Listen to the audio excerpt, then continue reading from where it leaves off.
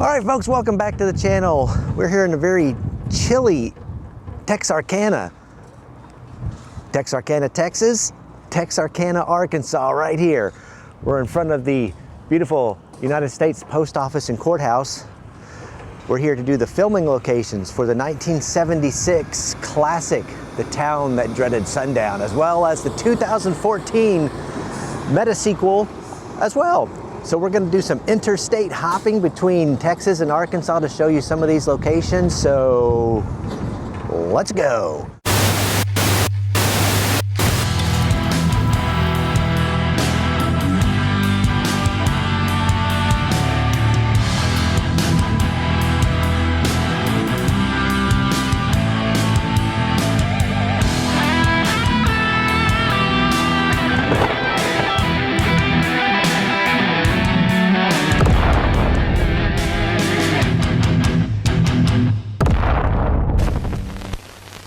Samuel P. Fuller, age 24. Linda Mae Jenkins, age 19. Brutally attacked March 3rd, 1946. Howard W. Turner, 29. Emma Lou Cook, 17. Bodies discovered in a wooded area on March 24th. Roy Allen, 17. Peggy Loomis, 15. Both found dead April 14th in Spring Lake Park. Floyd Reed, age 34. Murdered in his home on May 3rd. Mrs. Reed shot twice, but survived. This man's identity is unknown. He was believed to be between 30 and 40 years old. He wore a white hood and was known only as the Phantom Killer. World War II had just ended. In Texarkana, Arkansas, boys had come home to their families. Husbands reunited with their wives. It was a happy, peaceful time. Until the Phantom Killer struck. For 4 months, he held an entire city in the icy grip of terror. Now, Charles B. Pierce brings this incredible, shocking, and true story to the screen in The Town That Dreaded Sundown, starring Academy Award winner Ben Johnson as Captain J.D. Morales of the Texas Rangers. I got a cold-blooded killer here. A man who nobody sees. A phantom who, so far, hasn't made any mistakes. Andrew Prine as Deputy Norman Ramsey of the Texarkana Sheriff's Department. The only thing we really do know is that we've got a very strange person on our hands.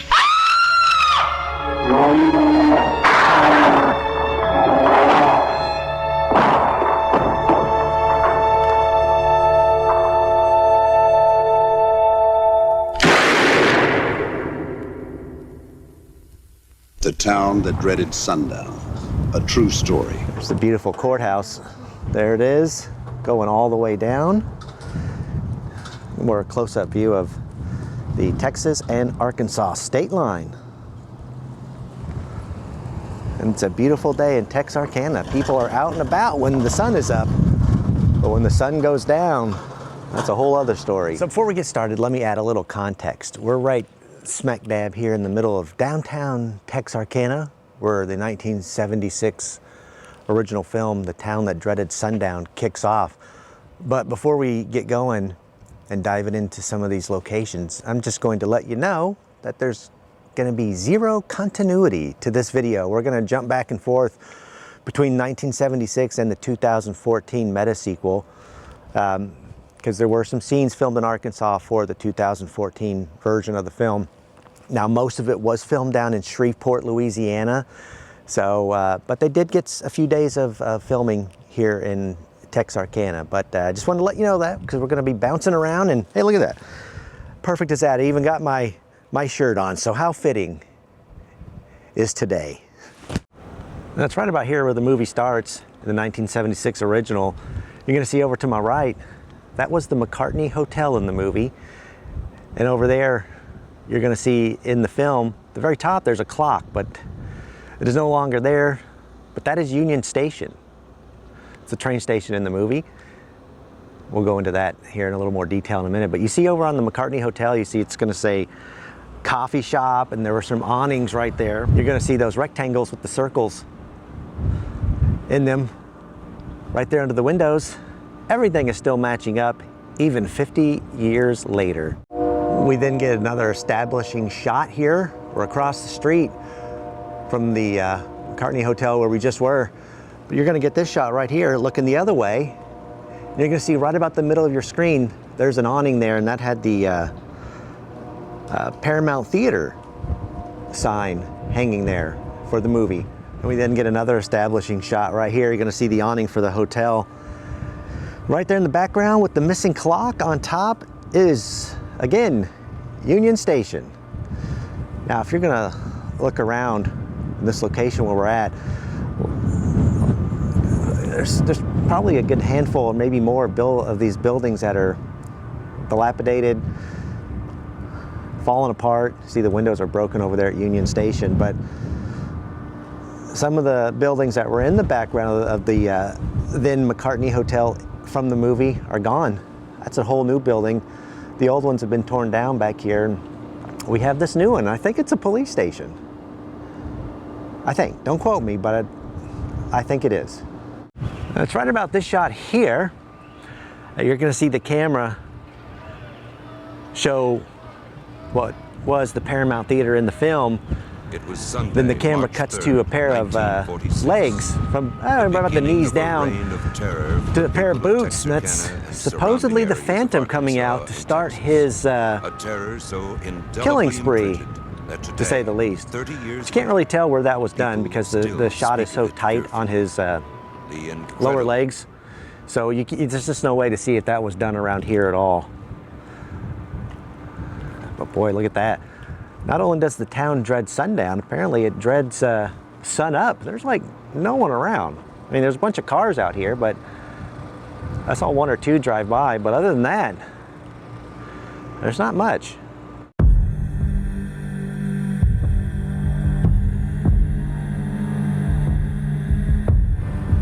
You're gonna see this one scene that happened later on in the movie. Pulls up to what was the McCartney Hotel. It's a green taxi.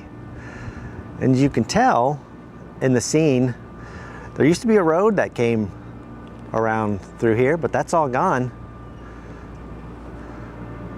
As you can tell, it's all walkways. Samuel P. Fuller and Linda Mae Jenkins have now been dismissed from Michael Meagher Hospital and are under the care of their family physicians. Now it is a rainy Saturday night, March 24th, 1946. 21 days after the attack on Lover's Lane. So right next to this Union Station right here, you're gonna see the camera show the police headquarters. Right there in the middle of your screen, that's the police station. It kind of sucks there's cars parked out here, but you can't really get a clear shot of how it looks in the scene, but I mean, it's all still intact. The awning's still there, the two light posts, lamp posts, whatever. Sorry, it's cold out here. That wind is killing. But that was the police station in the movie. Obviously, it's falling apart, but we'll line up a few other scenes that happened outside here as well. We're gonna get ourselves a little bit closer here. Right about, give or take, this angle here, you're gonna see the police car pull up. Officer running up the steps, which are around the corner, heads into that police station. So it's right about here.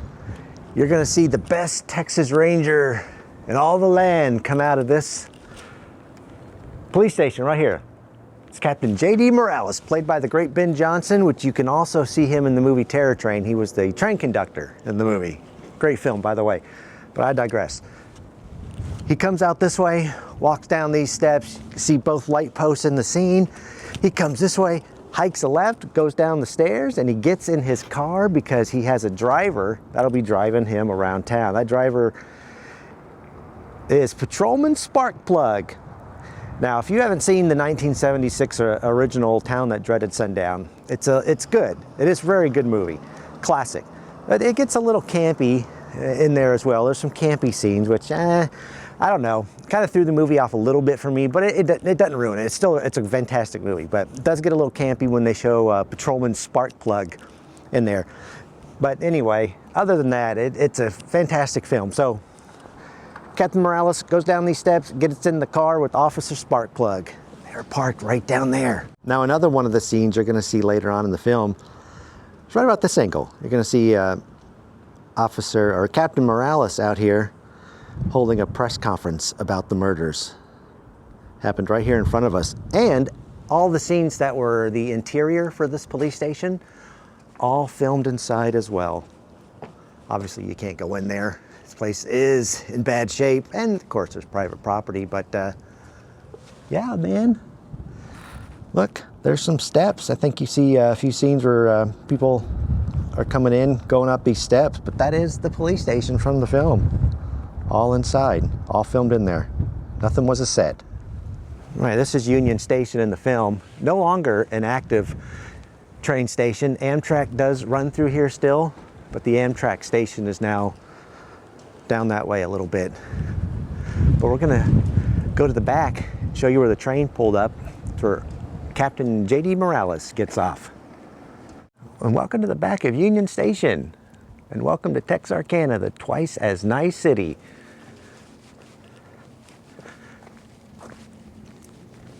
It's so quiet back here too.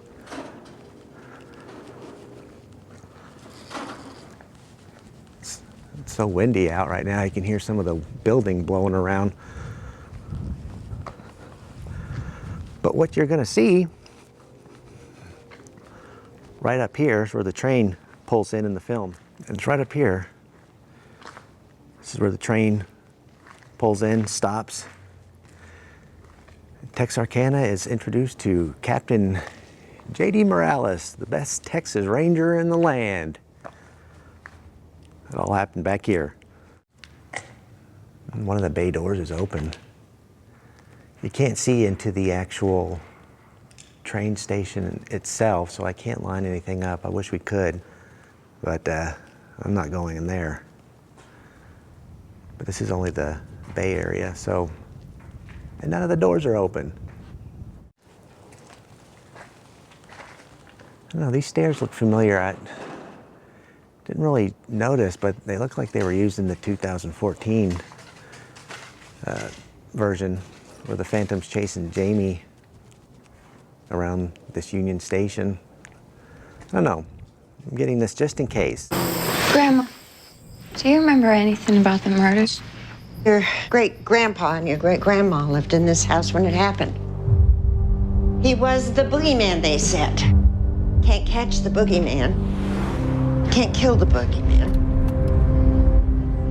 You know, before that summer, everybody would leave their doors unlocked. And after the summer, you saw a stranger, you'd run the other way.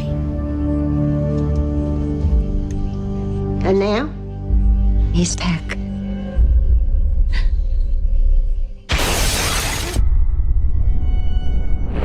What do you want? Turn around. Do not look back. What are you doing? What are you doing?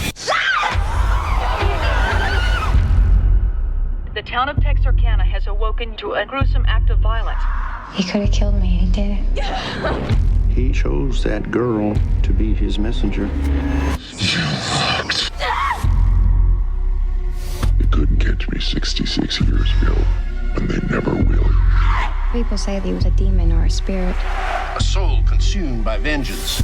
We are not hunting a ghost. We are after a flesh and blood killer. Just about everyone around here's got some kind of blood on their hands. He's gonna make the town pay for its sins. Some days turn out great.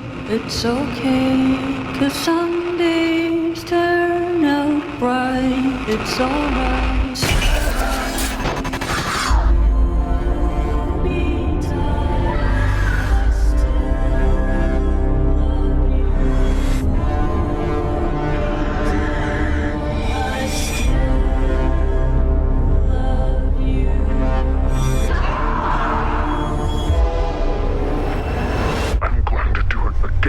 And again, until you make them remember.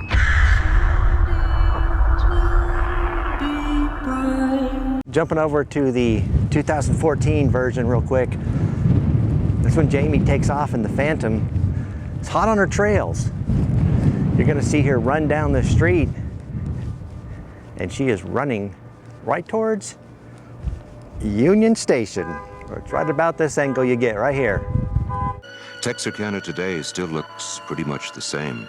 And if you should ask people here on the streets what they believe happened to the Phantom Killer, most would say that he is still living here and is walking free. What you're looking at is the Perot Theater here in downtown Texarkana. You're going to see this theater at the very end of the 1976 movie.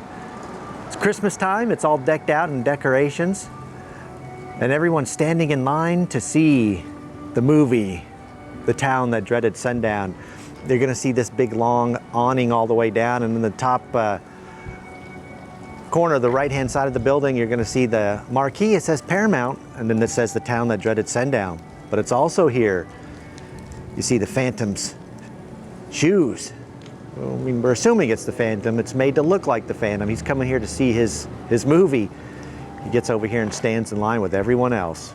And that all happened right here at the beautiful Perot Theater. Now we're jumping back over to the 2014 version. At the end, you're going to see this building right here. You can tell it's this building. You're going to see those 3 windows there at the bottom. And it's right down below, you're going to see Jamie as the final girl after fighting the Phantoms. She emerges back that way. Now you're going to notice too in this building, to the right, you're going to see a sign that says GQ Look. That is no longer there. It's now Crystal Moon Boutique. That's what it says. But it's right here Jamie emerges now.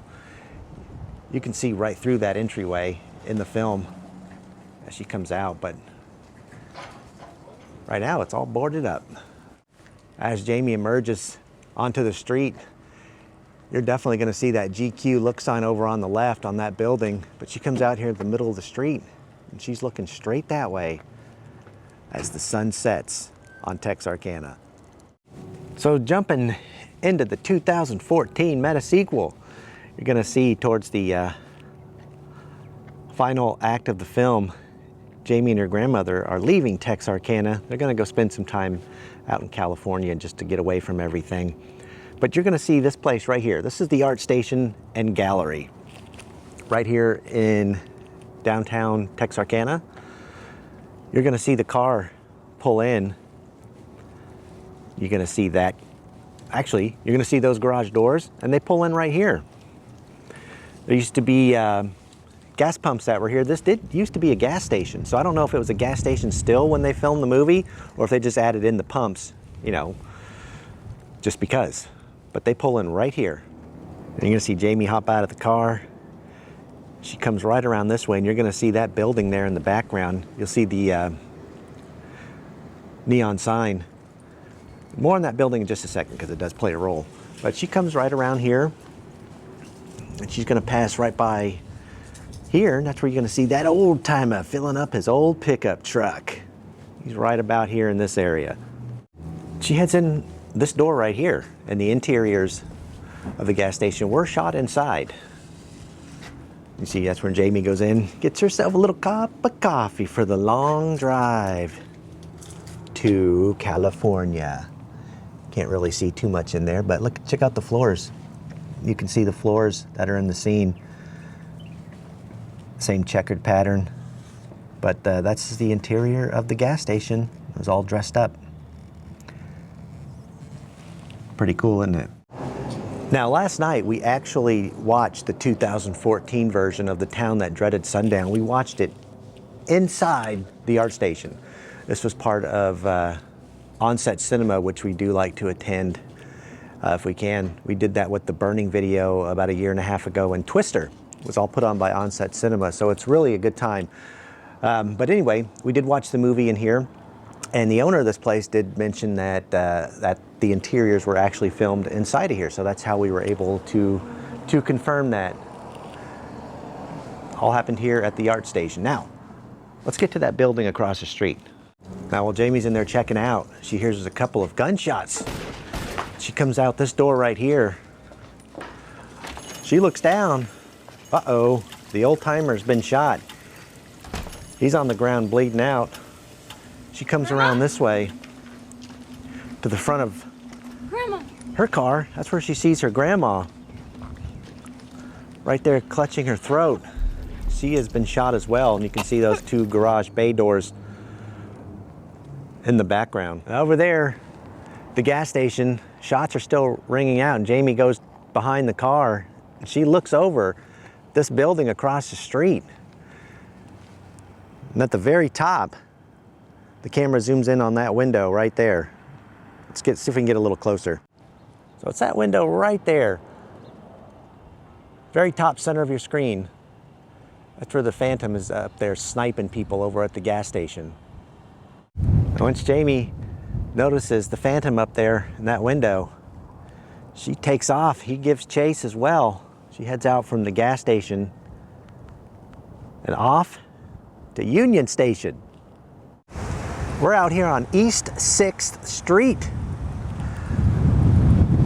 What you are looking at is where the prom scene took place, which in real life it's the Armory.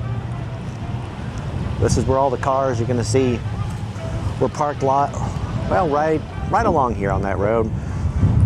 Everyone's headed in to enjoy the prom. Now what I found a little odd about the prom scene, but for some reason they start playing the song Auld Lang Syne. I've never heard that to be a prom song. That's usually around New Year's, but again, what do I know? This was 1946. Anyway, this right here is the Armory. After a while, you're gonna see Peggy Loomis and Roy Allen. They're gonna come out. And you're gonna see right about this angle right here, give or take. They're coming out.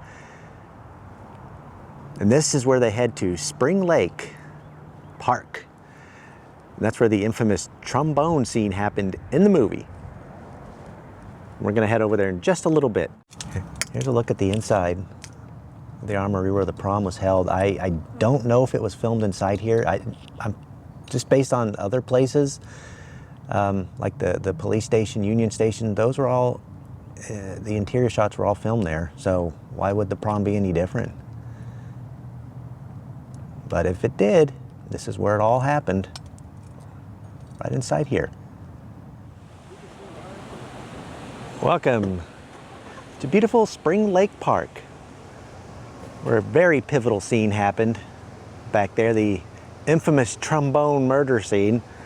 Now this is also one of the very, if not the last place that's actually still around from the actual 1946 murders. But let's go back in there and see what we can find and kind of pinpoint the general wooded area where that scene may have been filmed. Smack dab in the middle of the park, I came across this old US Air Force plane. It's pretty cool looking. Had to show you that.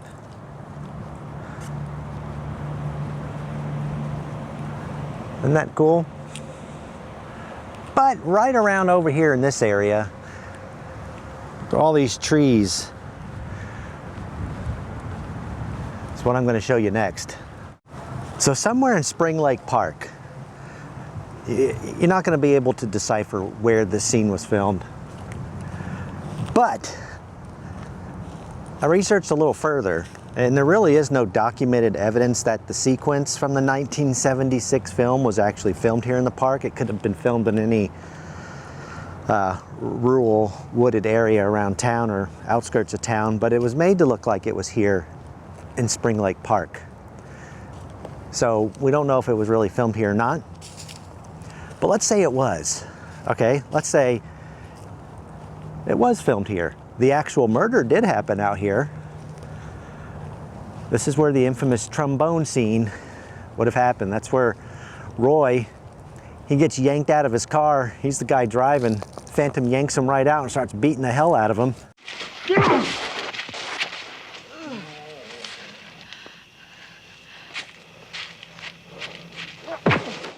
Roy's not dead. He gets up and tries to leave, but he gets shot for his efforts. Roy is gone. And that's when the trombone scene happens. This looks like a good tree you would tie someone up to and stick a trombone in them.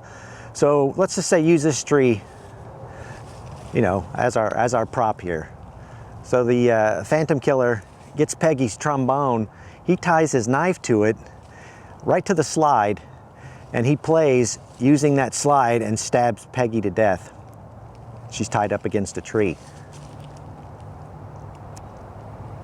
Obviously that didn't happen in the real life murders. That was a little more exaggerated for the movie. Trying to come up with a creative kill, and that was pretty creative.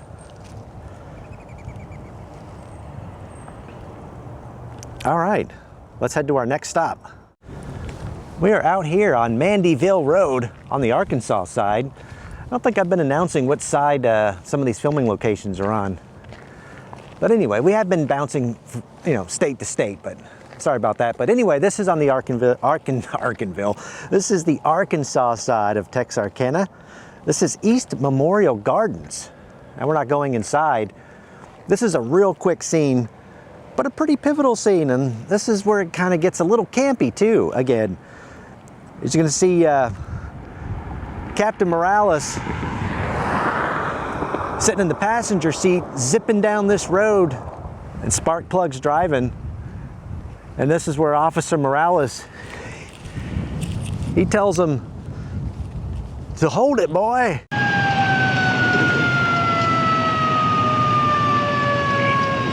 Hold it, boy. He's driving erratically, but it's real quick. You can see right there in the background, very quickly, the entrance to East Memorial Gardens. You're gonna see that stone wall right there to the right. And again, you gotta look closely. It does match up perfectly though. We're out here on West 7th Street. Found a very cool location right here. We're gonna see it in the movie.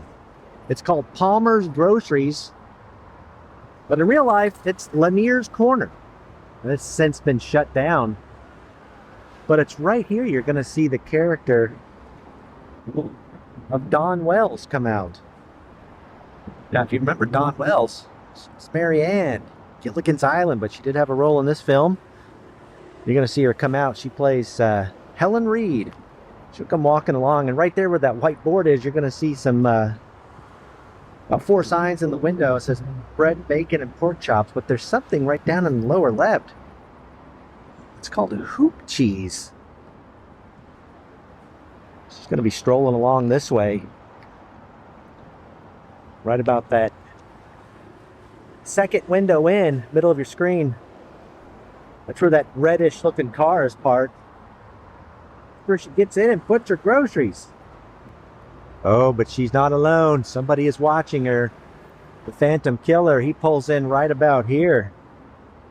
He opens the driver's side door and he's watching her. I think he's found his next victim. And Helen Reed makes eye contact with him, gives him a little bit of a nod. But after that, who follows her back to her farmhouse? And that's where Phantom shoots her husband through the window while he's reading the newspaper in his chair. And spoiler alert, if you haven't seen the movie, well, Helen Reed does survive at the end, even though she gets shot in the back, but she makes it to a neighbor's house for help. That all happened right here. Lanier's Corner. You can check out the appropriate attire I am wearing. See the Phantom Killer. It's the famous trombone scene out there in Spring Lake Park. And the 1976 Town That Dreaded Sundown is 50 years old this year. Isn't that something? And a lot of these places are still standing. Granted, pretty much all dilapidated, but they're still there. And there's a couple of sites that aren't around anymore. We didn't, what's the point of going over there? There's nothing really to match up, and they're gone. Like in the opening montage, you see a couple getting married at a church. That church is gone. And there was one other location, I can't really remember which one it is off the top of my head, but 50 years old. The Town That Dreaded Sundown. Okay, folks, that is a wrap from here in Texarkana, Arkansas. Not Texas, we're on the Arkansas side now here at Union Station. Hopefully you enjoyed this video, gave you a little trip down memory lane from some of the scenes that were shot here from the 1976 and a little of the 2014 meta sequel as well. If you haven't seen either one of the movies, recommend you check it out. They're both very good. Both kind of the same with the same title, but two completely different types of movies. So I think you'll enjoy how they did the 2014 version. So that being said, from here, Union Station, we'll see you down the road.